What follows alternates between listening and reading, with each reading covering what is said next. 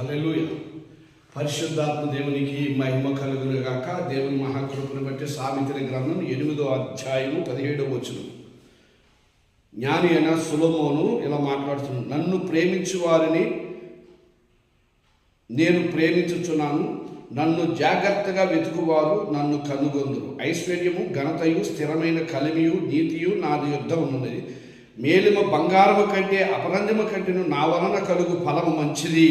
ప్రశస్తమైన వెండి కంటే నా వలన కలుగు వచ్చుబడి దొడ్డది. సొలొమోను చాలా చక్కగా దేవుడు ఆయనతో మాట్లాడుతున్నాడు. నన్ను ప్రేమించే వారిని నేను ప్రేమిస్తాను. నువ్వు నిజంగా దేవుడిని ప్రేమిస్తే దేవుడు నిన్ను ప్రేమిస్తాడు. నువ్వు దేవుడిని ద్వేషిస్తే దేవుడు నిన్ను తోసిపడేస్తాడు. కనుక జ్ఞాపకం చేసుకో, దేవుని బిడ్డ, ఇదిగో జాగ్రత్తగా నన్ను వెతకండి, నన్ను జాగ్రత్తగా వెతకండి, నన్ను కనుగొంటాను. జాగ్రత్త అనేది మనకు చాలా అవసరం ప్రియా దేవుడు. నువ్వు డబ్బుని కానీ, బంగారాన్ని కానీ, వెండిని కానీ ఎంత భద్రపరుచుకుంటావో దానికంటే శ్రేష్టమైనది ఆయన ప్రేమ. ఆ ప్రేమను బట్టి నువ్వు జాగ్రత్తగా ఆయన వెతుకు. ఐశ్వర్యం ఇస్తాడు, ఘనత ఇస్తాడు, స్థిరమైన మరి కలిమియు, నీతియు ఆయన దగ్గరే ఉన్నాయి. అందుకే ఆయన ఎతకాలి. వెతుకుడు మీకు దొరుకును, తట్టుడు ఆయన తీయబడు.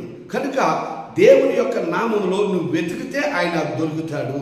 నాయన దేవుని యొక్క బిడ్డగా మనము జీవించాలి. శ్రమల నుండి విడిపిస్తాడు, బంధకాల నుండి విడిపిస్తాడు, బాధలు కష్టాల నుంచి విడిపించేవాడు ఆయనే. ప్రియా దేవుని బిడ్డ, నువ్వు దేవుని వైపు చూడు, లోకం వైపు చూడు. లోకము పాపం నిన్ను నాశనం చేస్తుంది, నిన్ను పాడవేస్తుంది.